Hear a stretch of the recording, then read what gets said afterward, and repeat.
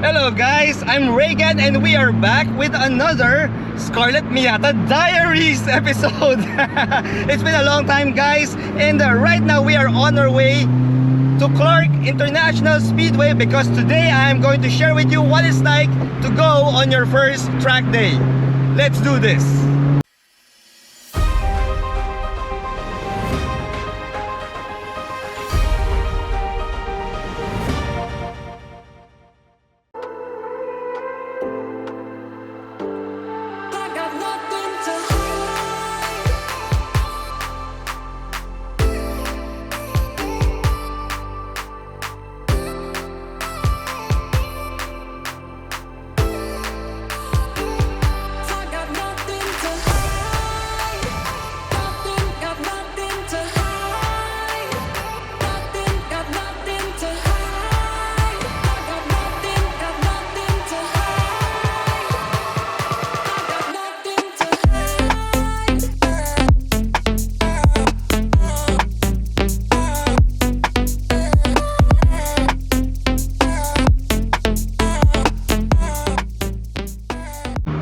So a lot of people guys have that misconception that when you go on a track day, you're supposed to go flat out, all out, always fast and all that stuff.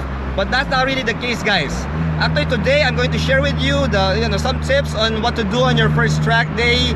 And we're going to do this at Clark International Speedway with some of the boys from the Miata Club Philippines and also the Subaru Club Philippines and Aprilia Racing Motorbikes. So yeah, stick around guys and watch this vlog. It's been a while. Woo! Yeah, so this is just a shot of all the Miatas in front. Yeah, so we're a convoy of 10. And right in front of me I have the gray, machine gray RF of a Junvi. That is a turbocharged MX5. Guys, that RF in front, that's one of the only, maybe a few or maybe just one turbocharged MX5 NDs, RFs in the country. You want to know a pro tip here in the highways of the Philippines? Well, we are a left-hand drive country and supposedly the left lane is the overtaking or fast lane only, but everybody and their moms are always on the left lane. So a pro tip, if you have a fast car and want to go fast, stick to the right lane. Nobody's in the right lane.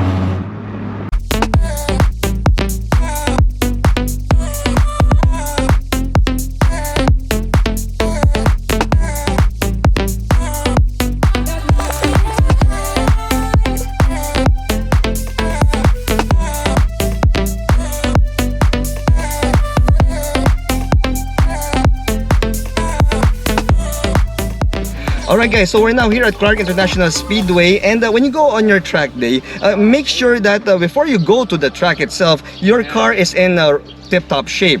Make sure that the engine oil is in good shape and your wheels and tires are all good and they have the correct tire pressure, your brake fluids are good and all that, just to make sure that you'll have a hassle-free track day when you take your car out. Now also, make sure that you dress for the track. You don't have to wear like a racing suit or stuff like that guys. Just make sure that you have a slim pair of shoes, preferably driving shoes. You wear long pants and some long sleeves would be good because we're in a tropical country. So yeah, I'm in a Miata, so I don't want to burn out, get a sunburn when I'm on the track doing my laps. And that would be good also if you have a pair of gloves like what I have now, which should help you with your grip whenever you're taking those corners on the track. When you go out on the track day guys, make sure that you have the proper nutrition during that entire day you're on the track. So luckily, one of our Miata Club members, Barry, brought his white Miata ND, MX5 ND, and it's chock full of chicharon. Yeah, so chicharon for my foreign viewers, that's pork rind and it's crispy and super yummy guys. Check that out. Woo! More than enough to last the day during this track day. So if it's your first time to go on a track day, it would always be best to attend a driving clinic first prior to going out to the track, because that will make sure that you know the track etiquette and that you know how to keep safe at all times on the track. So you can see some of our club members are now going through their driving clinic just to make sure that they know the hand signals, what the flags mean when they're out on the track, and of course to keep everyone safe. Going on a track day is a great way to improve on your driving skill, which you can use on your regular daily driving. It will make you a much better driver, and it will make you a safer driver as well on the road. So a lot of people make the mistake that thinking that when you're on a track day, that you have to go fast. Guys, it doesn't work that way. You go at the speed that you're most comfortable in. Alright? You drive up to the maximum limit of your driver's skill. Don't even try to reach what your car can do unless you are super skilled already. So doing a track day is fun. It doesn't have to be scary, guys. You learn how to do proper driving on the track and how to know more about your car. So it's not about going fast, guys. It's about improving your driver's skill. Remember, the objective of a track day is to have fun, not to be the fastest guy on the track. Because remember, guys, it's not a race, it's a track day. Okay?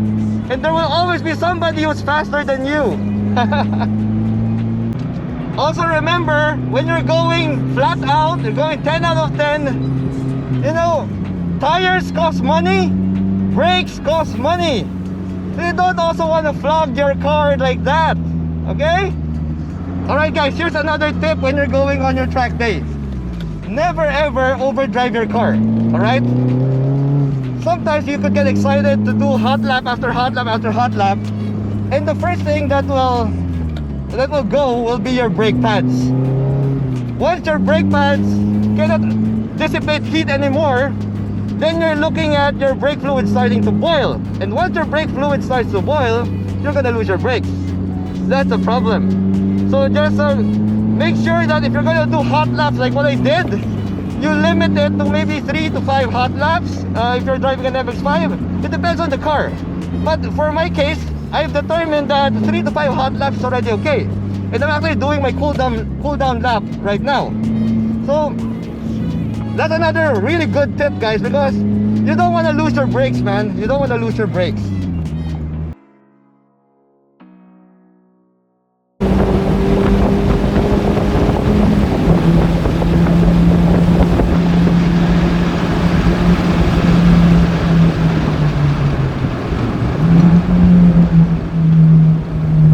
Mali na naman ako.